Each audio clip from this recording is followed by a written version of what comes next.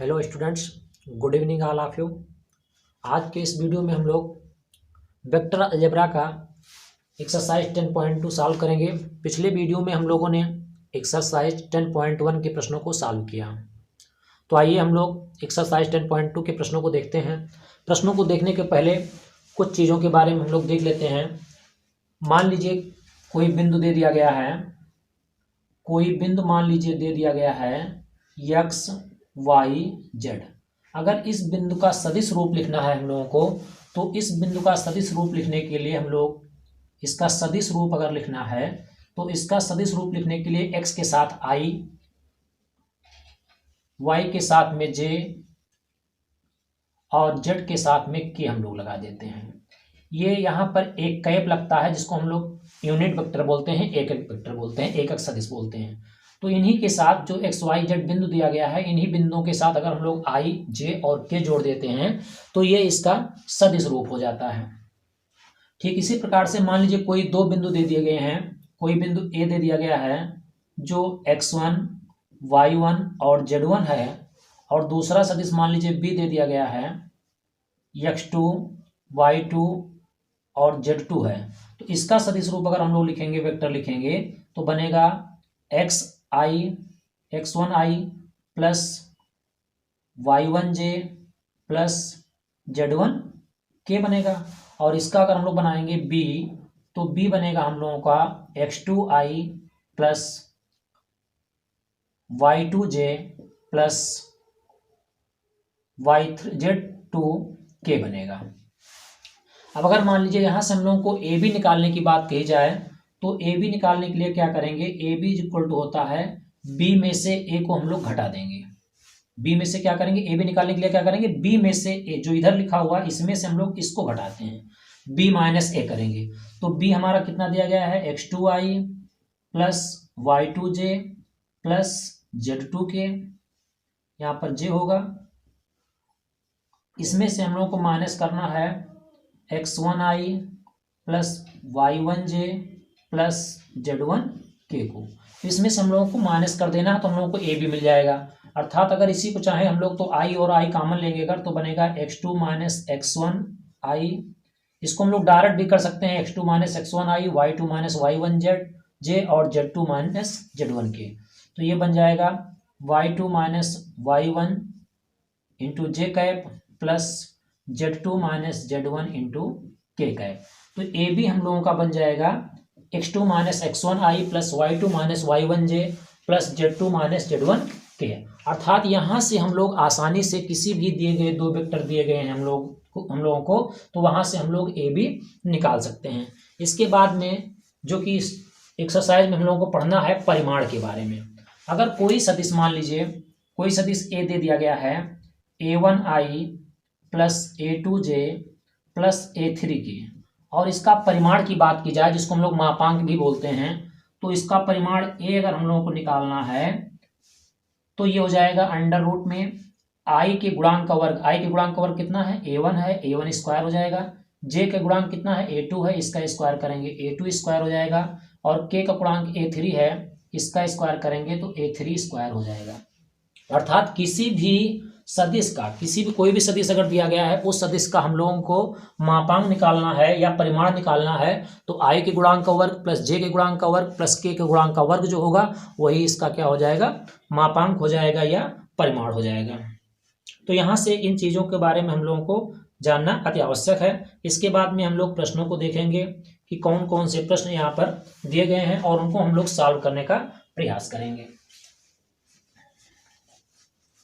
यहाँ पर हम लोग देखेंगे प्रश्न एक दिया गया है, निम्न सदिशों के परिमाण ज्ञात कीजिए। क्या दिया गया है, निम्न सदिशों के परिमाण ज्ञात कीजिए। तो परिमाण के लिए अभी हम लोगों ने फार्मूला देखा, ए अगर दिया गया है और ए का परिमाण ज्ञात करना है तो हम लोग क्या करेंगे, अंडर रूट में आई के गुणांक का वर्ग, आई का गुणांक कितना है, 1 है, 1 का स्क्वायर प्लस जे के गुणांक का वर्ग, जे गुणांक कितना है, 1 है, इसका स्क्वायर करेंगे। और के का गुणांक भी 1 है, 1 का स्क्वायर करेंगे। हम लोग जानते हैं कि 1 का स्क्वायर करने पर हम लोगों को 1 मिलेगा, 1 का स्क्वायर करने पर 1 मिलेगा और 1 का स्क्वायर करने पर 1 मिलेगा। अर्थात यहाँ से हम लोग मिल जाएगा √3। तो यहाँ से हम लोगों ने देखा कि जो सदिश ए हम लोगों को दिया गया है, इस सदिश का मापांक जो दिया गया है वो कितने के बराबर दिया गया है, √3 के बराबर आएगा निकल करके। इसी तरीके से अगर मान लीजिए हम लोगों को b का निकालना है, तो वेक्टर b का अगर मापांक निकालना है तो हम लोग क्या करेंगे, अंडर रूट में i का गुणांक कितना है 2, तो यहाँ पर 2 का स्क्वायर हम लोग कर देंगे, प्लस j का गुणांक कितना है -7, तो -7 का स्क्वायर कर देंगे, और k का गुणांक कितना है -3, तो ये -3 का स्क्वायर कर देंगे। देखिए हम लोग क्या मिलेगा, 2 का स्क्वायर करने पर हम लोगों को 4 मिलेगा, -7 का स्क्वायर करने पर हम लोगों को 49 मिलेगा, और 3 का स्क्वायर करने पर हम लोगों को 9 मिलेगा। इन सबको हम लोग जोड़ देते हैं, 9 9 18, 4 22 2 और 4 2 6, तो यहाँ से हम लोगों को कितना मिल जाएगा, √62 मिल जाएगा। अर्थात यहाँ पर अगर हम लोग देखेंगे तो b का जो परिमाण होगा वो कितने के बराबर निकलेगा, √62 के बराबर निकलेगा। इसी तरीके से हम लोगों के पास प्रश्न नंबर सी दिया गया है, c = दिया गया है 1/√3i + 1/√3j माइनस में 1/√3k। तो c का अगर मापांक हम लोगों को परिमाण निकालना है तो इसको भी हम लोग उसी तरीके से सॉल्व करेंगे। i का गुणांक 1/√3, 1/√3 का स्क्वायर करेंगे तो 1/3 हम लोगों को मिल जाएगा। j का गुणांक कितना है 1/√3, इसका स्क्वायर करेंगे तब भी हम लोगों को 1/3 मिलेगा, और इसका गुणांक -1/√3 है, इसका स्क्वायर करेंगे तो हम लोगों को 1/3 मिलेगा। अर्थात देखिए 3 एलसीएम अगर ले लिया जाए तो 1 + 1 + 1 मिलकर के 3 हो जाएगा, और कैंसिल होकर के √1 बनेगा जो कि 1 के बराबर होगा। तो यहाँ पर हम लोगों ने देखा कि a का परिमाण हम लोगों को √3 के बराबर मिला था, b का परिमाण हम लोगों ने निकाला तो √62, और c का परिमाण हम लोगों को 1 के बराबर मिल रहा है।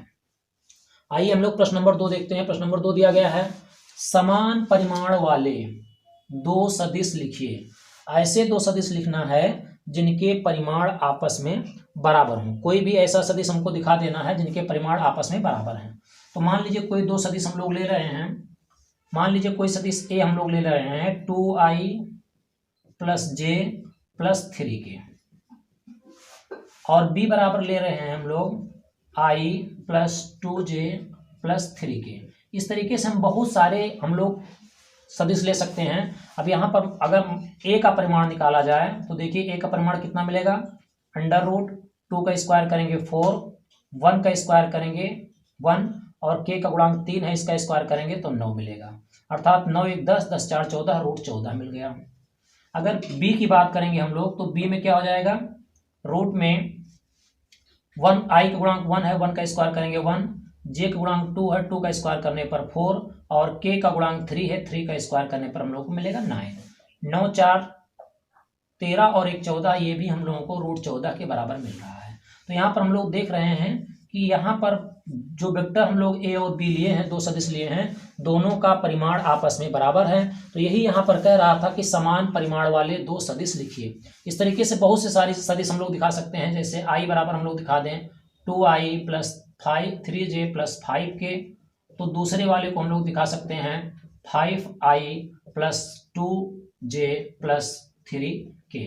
कहने का मतलब ये हुआ कि लिखने का एकदम आसान सा तरीका क्या होगा, i j k का गुणांक देखिए सब में मिलना चाहिए। जैसे इसका गुणांक 2 3 5, यहाँ पर भी मिल रहा है 2 3 5। तो इस तरीके का अगर कोई भी सदिश हम लोग लिख देंगे, चाहे प्लस में चाहे माइनस में भी लिख सकते हैं, कोई प्रॉब्लम नहीं है।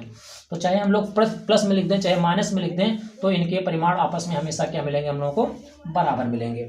आइए अगले प्रश्न की ओर हम लोग चलते हैं। अगला प्रश्न हम लोगों को दिया गया है प्रश्न नंबर 3।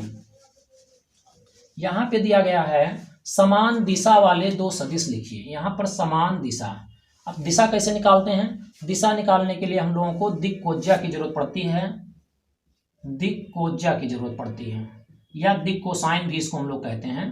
तो दिक कोसाइन कैसे निकाला जाता है, सबसे पहले ये हम लोग देख लेते हैं। दिक्कोज्या दिक कोसाइन निकालने के लिए हम लोग क्या करते हैं, सबसे पहले मान लीजिए कोई वेक्टर ए दिया गया है, हम लोग मान लेते हैं वेक्टर ए दे दिया गया i + 2j + 3k। अब अगर इसकी दिशा निकालनी है तो हमको लोग कैसे निकालेंगे, देखिए सबसे पहले इसका मापांक निकाल लेंगे हम लोग। मापांक निकालने के लिए i के गुणांक का वर्ग 1 का वर्ग 1, j का गुणांक 2 है, इसका वर्ग करेंगे 4, k का गुणांक 3 है, इसका वर्ग करेंगे 9 मिलेगा।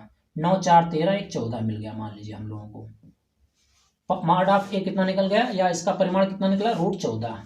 अब यहाँ से देखिए i का गुणांक जो होगा वो 1 है, j का गुणांक कितना है 2 है, k का गुणांक कितना है 3 है। इसी जो इसका अदिश घटक है, इसको अदिश घटक भी कहा जाता है। अगर कहीं पर इसमें अदिश घटक पूछा जाएगा तो अदिश घटक इसका गुणांक 1, इसका गुणांक 2, इसका गुणांक 3, वो अदिश घटक होगा। तो अदिश घटक को अगर हम लोग उसके परिमाण से भाग दे देते हैं तो वही उसकी क्या हो जाती है, दिक् कोसाइन हो जाती है, दिक् कोज्या हो जाती है। तो यहाँ पर इसको हम लोग कास अल्फा, कास बीटा और कास गामा से भी दिखा सकते हैं। इसकी 3 दिक् कोसाइन होंगी, 1/√14, 2/√14 और 3/√14 होगा। तो इस तरीके से कोई भी हम लोग दिक् कोसाइन निकालना होगा, दिक् कोज्या निकालना होगा तो हम लोग आसानी से निकाल सकते हैं। लेकिन प्रश्न कह रहा है कि समान दिशा वाले दो सदिश लिखिए। तो समान दिशा वाले के लिए क्या करेंगे, कोई एक वेक्टर ए मान लेते हैं हम लोग, i प्लस जे प्लस के, और दूसरा मान लेते हैं हम लोग 2i plus 2j plus 2k। ये दोनों सदिश जो सदिश दिए गए हैं, इन दोनों सदिशों का भी हम लोग दिक् कोज्या निकालेंगे, दिक् कोसाइन निकालेंगे तो ये आपस में बराबर निकलेगा। और बराबर निकलने का मतलब हुआ, इसका मतलब ये हुआ कि इन दोनों की दिशा जो है एक ही है, समान दिशा वाले वेक्टर दिए गए हैं। चलिए निकाल करके हम लोग देखते हैं। पहले इसका निकालते हैं हम लोग। तो मॉड ऑफ ए अगर निकालेंगे हम लोग तो मॉड ऑफ ए का मतलब हो जाएगा, इसका गुणांक 1 है, इसका गुणांक 1 है, वर्क करने पर वही मिलेगा, के का भी 1 मिलेगा, मिलेगा √3। तो यहाँ पर हम लोग क्या मिल गया, √3 मिल गया। मॉड ऑफ बी निकालेंगे अगर हम लोग तो मॉड ऑफ बी निकाल करके देखेंगे तो 2 का वर्क करेंगे 4, इस 2 का वर्क करेंगे 4, इस 2 का वर्क करेंगे 4। तो हम लोग देखिए कितना मिल गया, 4 4 8 4 12 मिल गया, रूट में 12। और इसको हम लोग लिख सकते हैं 2√3 लिख सकते हैं। अब देखिए अगर यहाँ से इसका हम लोग दिक् कोसाइन निकालें तो क्या मिलेगा, इसका गुणांक 1 है तो मिलेगा 1/√3 हो जाएगा, इसका गुणांक 1 है 1/√3 हो जाएगा, इसका गुणांक भी 1 है 1√3 हो गया। मतलब ये दिक् कोसाइन वेक्टर एक ही है, एक की दिक् कोसाइन कितने निकले, 1/√3 1/√3 1/√3।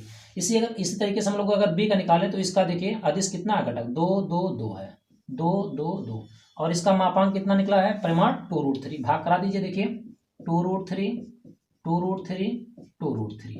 अब 2 से 2 जब कैंसिल होगा यहाँ पे तो इस की दिशा और इसकी दिशा अर्थात इसकी दिक् कोज्या और इसकी दिक् कोज्या बराबर है। अतः हम लोग कह सकते हैं कि इन दोनों की दिशाएं एक ही हैं। तो इस तरीके से कोई भी सदिश हम लोग लिख सकते हैं जिनका दिशा एक होगी लेकिन परिमाण इनके अलग अलग हो सकते हैं। तो यहाँ पर कह रहा था कि समान दिशा वाले दो सदिश लिखिए, तो हम लोगों ने इस तरीके से कोई भी सदिश लिख करके हम लोग दिखा सकते हैं। यहाँ पर 5i plus 5j plus 5k भी लिख सकते हैं, 3i plus 3j plus 3k भी लिख सकते हैं, 4i plus 4j plus 4k भी लिख सकते हैं। सब को अगर इस तरीके से लिखेंगे तो सब की दिशाएं एक ही होंगी, समान दिशा की होंगी। अब इसमें प्रश्न नंबर 4 कह रहा है कि x और y का मान ज्ञात कीजिए। x और y का मान ज्ञात करने के लिए यहाँ पर दिया गया है एक समीकरण दिया गया है 2i प्लस 3j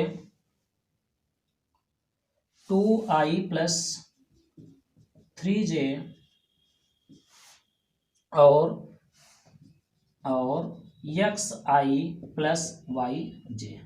तो बहुत सिंपल सा है, अगर समान है, इसमें कह रहा है कि समान x और y का मान ज्ञात कीजिए जब इनमें ये समान है। अगर सदिश समान होंगे तो निश्चित है कि i का गुणांक x जो है ये i के गुणांक के बराबर होगा, अर्थात x का मान 2 होगा, और j का गुणांक y है, इधर j का गुणांक 3 है, अर्थात y का मान यहाँ पर 3 होगा। तो इस तरीके से बहुत ही सिंपल तरीके से अगर समान है दोनों वेक्टर तो उसमें i j और k के गुणांक को हम लोग आपस में बराबर दिखा सकते हैं। ये i का गुणांक x है, यहाँ i का गुणांक 2 है तो x बराबर 2 निकल के आएगा, j का गुणांक y है, j गुणांक 3 है तो y बराबर 3 निकल करके आएगा। इस तरीके से प्रश्न नंबर 4 को हम लोग सॉल्व कर सकते हैं। हम लोगों को प्रश्न नंबर 5 दिया गया है, एक सदिश का प्रारंभिक बिंदु 2 1 और अंतिम बिंदु -5 7 है, इस सदिश के अदिश तथा सदिश घटक ज्ञात कीजिए। चलिए हम लोग यहाँ पर अदिश तथा सदिश घटक लिखते हैं। सबसे पहले हम लोग सदिश निकाल लेते हैं। तो अभी हम लोगों ने देखा था कि जब कोई सदिश a और b दिए गए होते हैं तो a b कैसे निकालते हैं। तो ये इसको अगर हम लोग a मान लें, सदिश a मान लें और इसको सदिश b मान लें, तो यहाँ पर हम लोग प्रारंभिक बिंदु हम लोगों को दे दिया गया है। तो यहाँ पर अगर प्रारंभिक बिंदु 2 बिंदु दे दिए गए हैं तो इनका हम लोगों को क्या निकालना है, अदिश घटक और सदिश घटक निकालना है। इसका मतलब ए बी अगर हम लोग निकालें यहाँ से ए बी, तो ए बी मतलब हो गया -5 में से 2 जाएगा तो -5 -2 हो जाएगा, और इसके साथ क्या जुड़ता है, यहाँ -5 है इसलिए i जुड़ जाएगा। यहाँ पर 7 -1 हो जाएगा, प्लस में 7 -1 हो जाएगा और j हो जाएगा। अगर तीसरा होता तो तीसरे को भी हम लोग लिखते, लेकिन यहाँ पर तीसरा नहीं दिया गया। क्या करते थे, ए बी में बी में से ए को घटाते थे, अर्थात इसमें से इसको घटाएंगे और इसमें से इसको घटाएंगे, i j के साथ हम लोग लिख देंगे। तो यहाँ पर क्या मिल गया हम लोग, देखिए -7i मिल गया और प्लस में 6j मिल गया। क्या मिल गया, -7i मिल गया प्लस 6j मिल गया। अब अदिश घटक जो होता है, जो i और j k का गुणांक होता है, वो हमारा अदिश घटक होता है। i का गुणांक कितना है, -7, एक ये हो गया।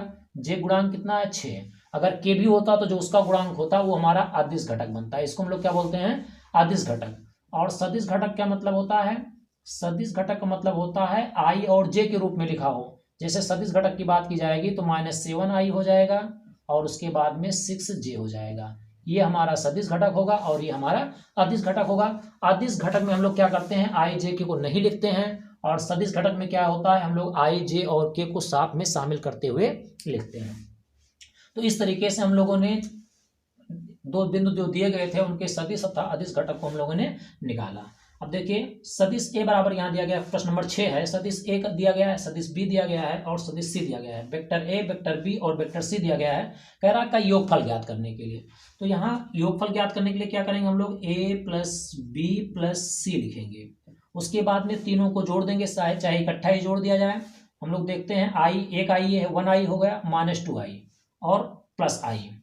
तो यहाँ i और i मिलकर के 2i में से 2i कैंसिल हो जाएगा तो कुछ भी नहीं बचेगा। मतलब i वाला कोई टर्म हम लोगों को मिलना नहीं है। चाहे तो इस तरीके से हम लोग लिख सकते हैं i -2j प्लस k, फिर प्लस में करेंगे -2i, यहाँ पर प्लस में हटाएंगे -2i plus 4j plus 5k, और उसके बाद में प्लस में i, c वाले को लिखेंगे -6j और माइनस में 7k। चलिए घटाइए, देखिए i और i मिलकर के 2i से 2i कैंसिल हो जाएगा, i वाले का काम खत्म हो गया। j वाले को देखेंगे -2j और 4j, दोनों माइनस जब होगा तो प्लस में 2j बचेगा, और यहाँ पर -6j जब होगा तो हम लोगों को माइनस में 4j मिलेगा। और उसके बाद में यहाँ k है, 5k मिलकर के 6k हो गया, और 6k में से जब -7k घटेगा तो हम लोगों को -k मिलेगा। तो इस तरीके से किसी भी सदिश का अगर योगफल निकालना है या किसी भी सदिश का हम लोगों को माइनस करना है तो वहाँ से उन सदिशों को हम लोग योगफल भी निकाल सकते हैं, और अगर माइनस करने के लिए कुछ मिल रहा है तो हम लोग माइनस करके भी निकाल सकते हैं। तो बहुत आसान है, i को i के साथ जोड़ना है, j को j के साथ जोड़ना है, k को k के साथ जोड़ना है, सबको आपस में जोड़ करके इस तरीके से लिख देना है। तो हम लोगों को vector A plus vector B plus vector C का मान मिल जाएगा। आज के सेशन में हम लोगों ने एक्सरसाइज 10.2 के प्रश्न नंबर 6 तक सॉल्व कर चुके हैं। नेक्स्ट वीडियो में हम लोग इसके आगे सॉल्व करेंगे। Thank you all of you watching for this video.